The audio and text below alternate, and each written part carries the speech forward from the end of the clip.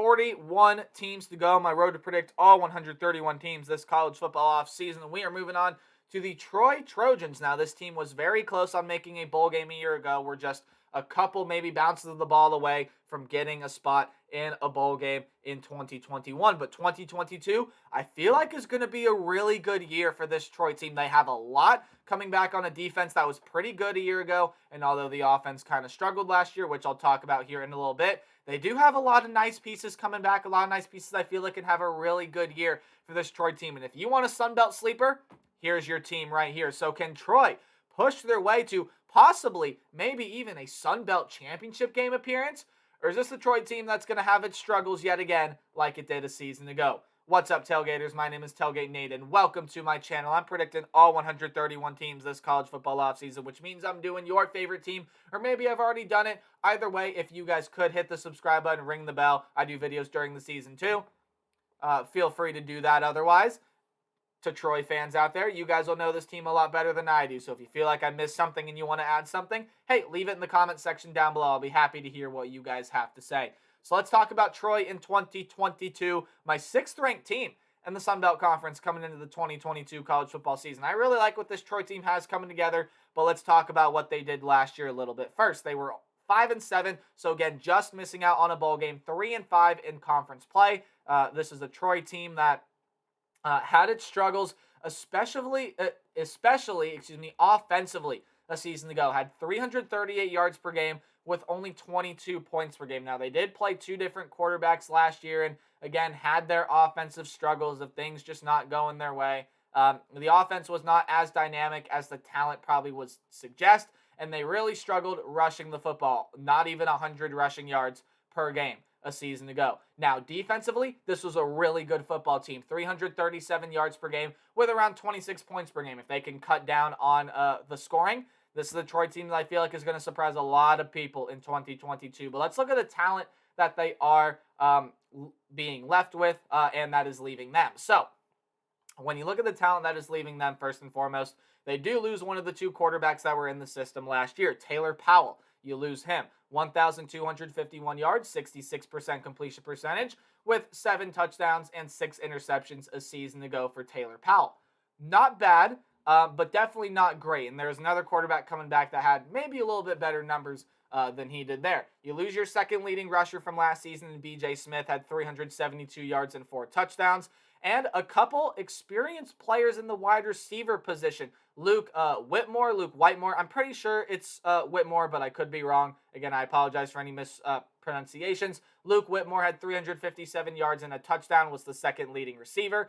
Reggie Todd was the 5th leading receiver, although they were only separated by, doing some quick math, 66 yards. 291 yards and a touchdown on 23 catches for Reggie Todd a season ago. Now, defensively, a lot of depth pieces gone. They have a lot of their starters back, but depth, they definitely lose some pieces there. John Hines, a defensive end, had 29 tackles a season ago. Elgin Griffin had 18 tackles and 2 sacks. And then Cherokee Glasgow, 8 tackles a year ago for this team. So losing some depth on the defensive line, but you're also losing some pretty key guy there in the defensive secondary. And Kyle Nixon had 44 tackles, 2 passes defended, and an interception from a season ago. And then Devin Barrett, you lose him out of the defensive backfield as well. Wasn't a huge part of this team. Again, only 8 tackles and a sack a season ago for Devin Barrett. So let's take a look at the talent that this Troy team, has coming back. Now, the other guy that was in the system last year is a guy by the name of Gunnar Watson. And I quite like Gunnar Watson. First of all, what a name.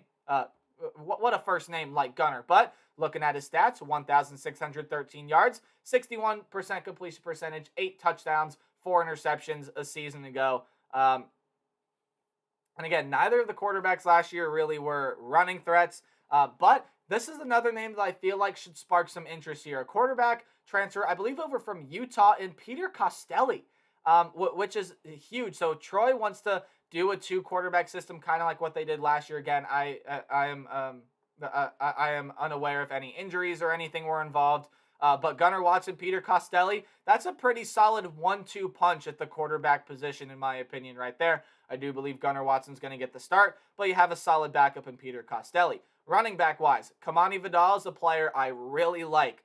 701 yards, 5 touchdowns a season ago. Wouldn't surprise me at all if he had a 1,000-yard campaign in 2022. And behind him, with B.J. Smith gone, there's still a solid backup back there. Jamontez Woods, who had 236 yards and actually led the team with 6 rushing touchdowns a season ago. Wide receiver position after the loss of the 2 veterans looked a little thin. Tez Johnson comes back, was the leading receiver by a long shot. 67 catches, 735 yards, and 4 touchdowns. You also get back Jabre Barber, 324 yards, 3 touchdowns. Your tight end, Deon Crea Lewis, 141 yards and 3 touchdowns.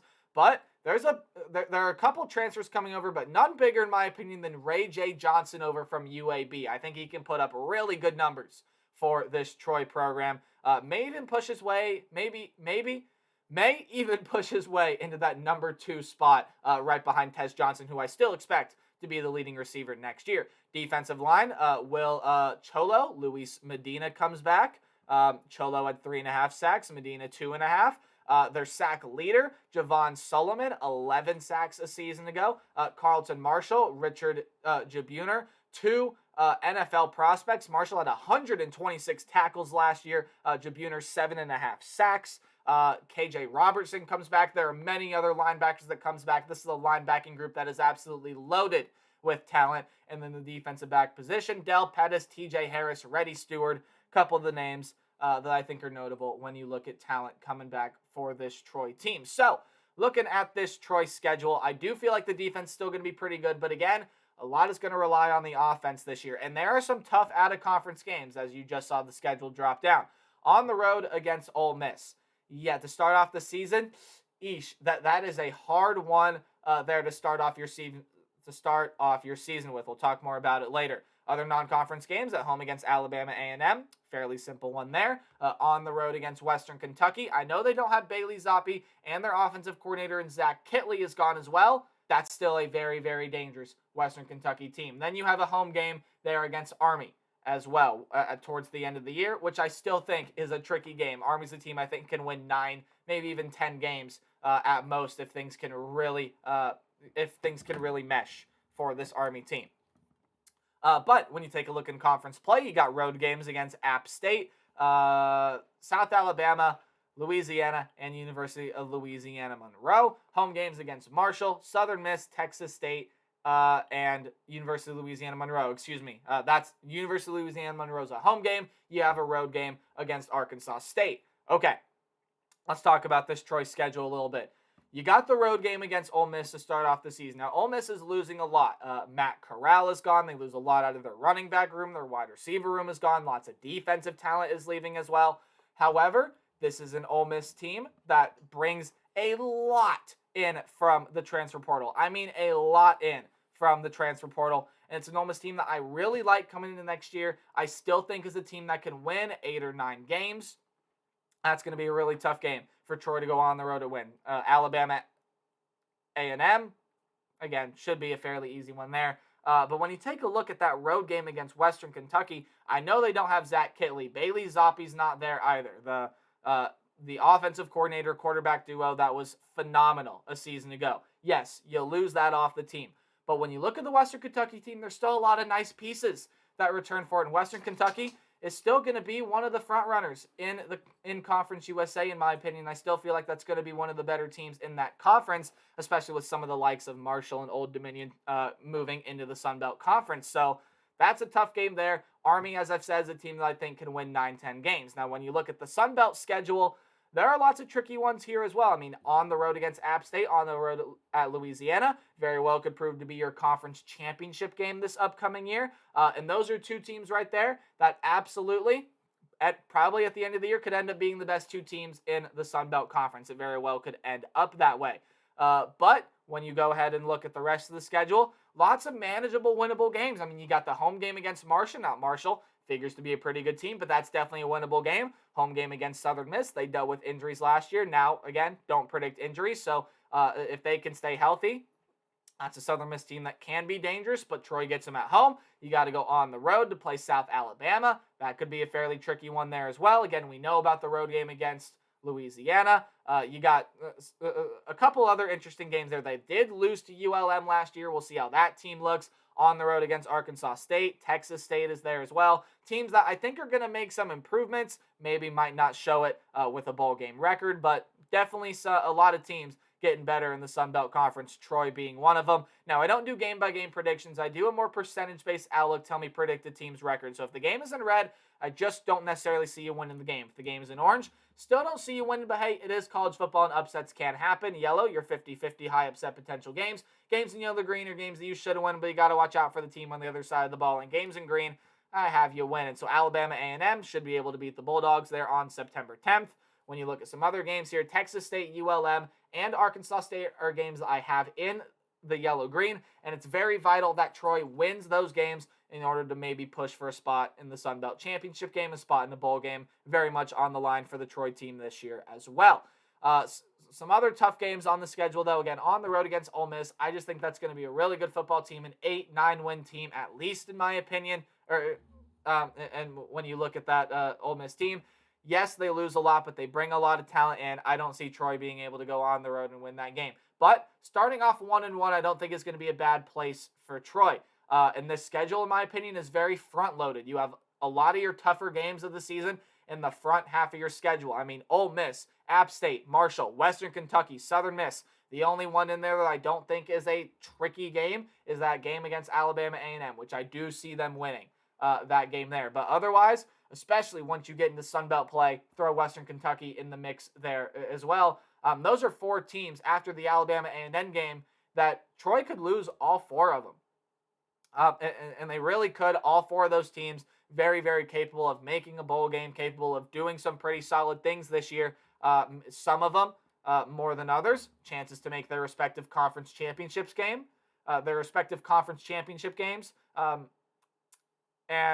mean, that's just going to be a tough four-game stretch for this Troy team. Now, in the back half of the schedule, I think is where you're going to get a lot of your wins. Texas State, ULM, Arkansas State, on the road against South Alabama is a very winnable game. There are a couple of tricky ones in the middle there. You got to go on the road against Louisiana, who I know lose a lot of talent, including their head coach, Billy Napier, is going to be gone there as well. But they promoted from within, that offensive coordinators, that new head coach, and Army.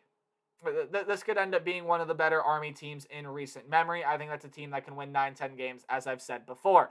Overall, when I look up and down this Troy schedule, they have a lot of swing games, in my opinion, on the schedule. Marshall, Western Kentucky, Southern Miss, South Alabama. And there are a lot of games that I feel like Troy probably will end up losing again. On the road at Ole Miss, I think on the road at App State is going to be a very tough one. On the road against Louisiana, a very tough one. That road game against Louisiana, in my opinion, though, I think is a lot bigger game than people think. Because I think that game really could decide who ends up making the conference championship game. And Troy, while they have a lot of nice talent on it, I do expect improvement from this Troy team a season ago. I'm going to go ahead and say Troy goes 7-5 in 2022. Now, there are tricky games on the schedule. It's not the nicest schedule in the world, but it's a manageable schedule. And for the talent that's on this Troy team, I expect the defense to be as good, if not better, than it was a season ago, especially in the scoring department. And offensively, if they can get some better, more consistent quarterback play, and the running game can finally find its footing under guys like Vidal and Woods, I think Troy can be a potential sleeper in the Sun Belt Conference. I got him at 7-5, but let me know what you guys think about the Trojans in the comment section below. And be sure to like, comment, subscribe. Anything like that helps support the channel. Remember to play hard but tailgate harder. I'll see all you guys in the next video. Goodbye.